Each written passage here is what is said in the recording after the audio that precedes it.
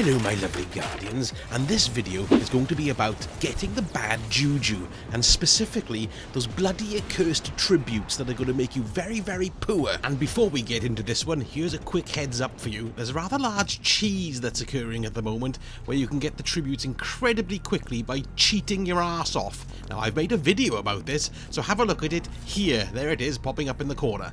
But no doubt it's going to be nerfed to buggery at some point, and if you want to do it properly, like I'm doing, then why don't you continue watching and I'll give you loads of hints and tips. Now to get the ball rolling, go to Nessus and go and see Werner on the barge, and you see right next to him he's got a brand new chest. You know, right next to him there, not the one with his nipples on. Open that, and that begins the quest to get the bad juju and opening up the tribute hall. There you go, there it is, right there next to the menagerie. So make your way there and go and see old Vogon Fat Hippo Face, Callus, and see what he's got to say, and you'll start the quest. So first things first, get a bounty, complete it, and bring it back to Walrus Face, and then you'll open the hall itself. And this lovely splendiferous hall is where you're going to be placing all your various tributes. And to open up the final mission quest, you need to stick 18 statues in the slots.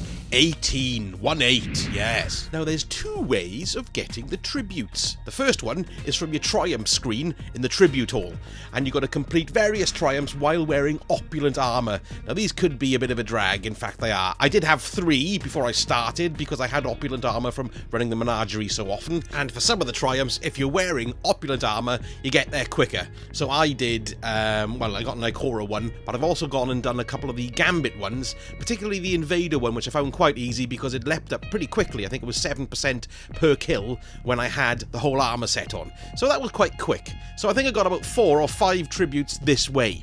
But the rest of it I got by buying the bloody stuff. And this is where it gets really resource intensive, because each one has a different planetary material to use. So the Shank tributes are Dusklight Shards, Thralls are Alkane Dust, the Goblin tribute is Microphasic Data Lattices, which breaks me out in a sweat, the War Beast tribute is the Phase Glass Needles, and the Special Ammo tribute, and it goes through Heavy and Primary and so on, is Legendary Shards. I blew shitloads on that. I mean, look at that! 260 legendary shards! I spoffed loads away on that. It was ridiculous before I even bloody noticed. So don't do what I did. Use your brains a bit. Your best friend in getting all this stuff is going to be the spider on the Tangled Shore. So I'd go and see him and see what he's selling first off before you decide to start cashing things in. So as you can see here, I'm buying Phase Glass Needles, but I'm using Glimmer and I'm also using Legendary Shards. Now the economy of Destiny all feeds into each other, so no doubt, like me, you've got shitloads of stuff in your vault which you can break down to get some Legendary Shards. Not only that, but you've probably got some gunsmith materials. I know I've got about 4,000 of them.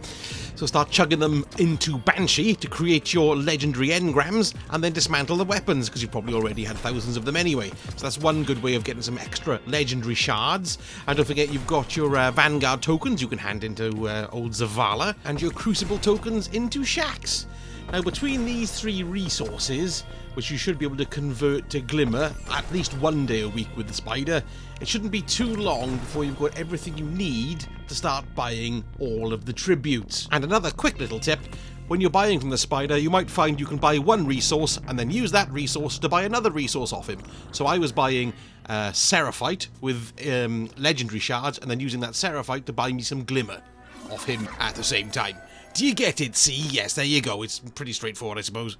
Ah, well, thank God for that. Enough of all this maths crap. I'm supposed to be playing a fecking game. So once you've done that, you've wandered around the tribute hall and you've slapped your statues into the 18 holes, at last the quest opens up, and off you can sod to go and get the bad juju.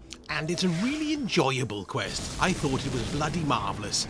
And the good thing about it is, you can't wipe and get ejected. There's no fail system in it. So if you die, you just keep on plugging away until you get to the end. Power causality. What a trip. If you believe your weapon wants to murder all existence, then so it will. Call it a little bad juju, if you please.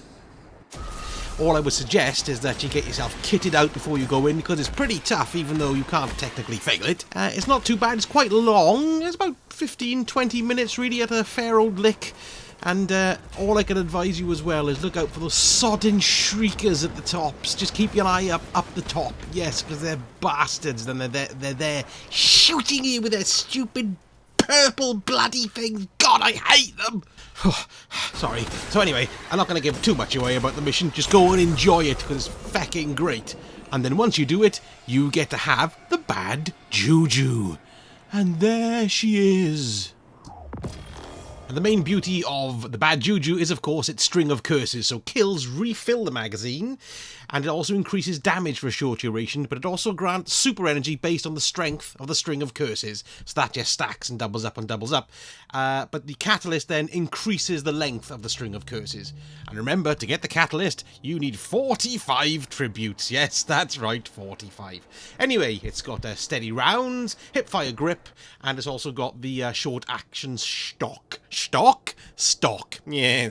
I find it very nice to use, nice and accurate, good range, quite a bit of vertical recoil on it. It sort of rattles around a little bit, but I think it's very, very good, particularly if you like pulses. It might be even possibly be one of the best pulses in the current game. And you can see there with each kill, the string of curses goes up ×3, ×4, and then that dictates how much super energy you get back on a kill as well. So it fills your bar pretty quickly, and that could come in handy for a lot of things.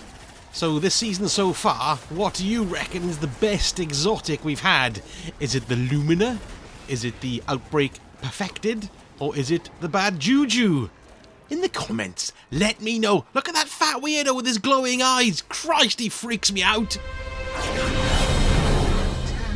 Sausages Gaming Channel.